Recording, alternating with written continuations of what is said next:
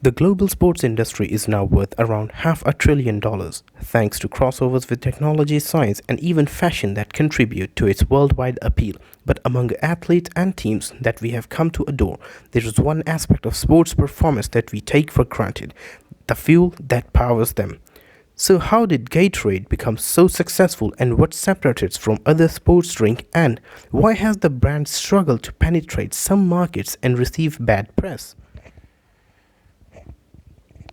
Sports drinks have come a long way since they were first conceived 100 years ago. Back then, some of the advice thrown around was that a small amount of low alcohol beer was best for fueling the body, or that food and drink should be completely avoided during exercise. Thankfully, sports science has significantly improved to point us in the right direction, as well as desire to see performance pushed to the very highest level, like in the mid 60s.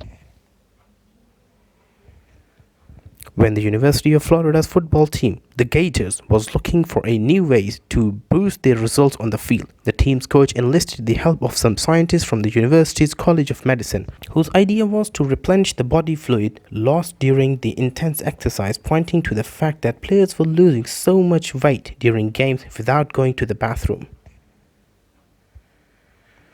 Kidney specialist Dr. Robert Cade decided their best bet was to replace their electrolyte lost in sweat, mostly sodium and potassium, so the first version of their product was simply water mixed with salt, some sugar for added carbohydrates, and lemon juice for taste. The Gators saw their performance improve almost instantly as they went from a losing season in 1965 to winning their first Orange Bowl as champions of the Miami area in 1967. Soon earning a reputation as a second-half team for their ability to pick their opponents off as they got tired. The other team in that 67, the final Georgia Tech Yellow Jackets, said that they didn't have Gatorade. That's the difference. After initially launching the product spelled aid, they discovered that such a spelling would require the drink to offer medicinal benefits. This has been proven in clinical trials, and so they went with the spelling that seems to have stuck. Cade reached an agreement with a canned food company, Stokely Van Camp, in 1969, helping to commercialize the beverage that later that year became the official sports drink of the NFL. The flavors and the ingredients were refined, and as the brand became more successful, the University of Florida was awarded a 20 stake for its research grant that led to Gatorade's invention by the early 90s. The drink was a nationwide sensation, but its parent company was purchased by Quaker Oats, with an international expansion that followed soon after. First was Canada's, followed by Asia, South America, and Europe.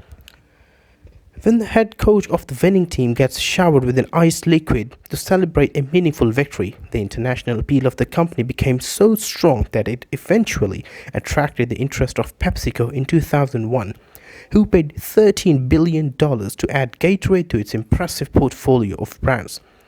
Since then, it's been in indirect head-to-head competition with the Coca-Cola-owned Powerade, with Gatorade coming out on top in the vast majority of markets. And in a similar battle goes in the United Kingdom, where British brand Lucozade currently wins out, as with most sports drink companies' reviews aren't unanimously positive, given that the average American consumes half a pound of sugar every day. It's not surprising that the added glucose in Gatorade products bring its own health concerns, as well as links to increased rates of tooth decay in athletes.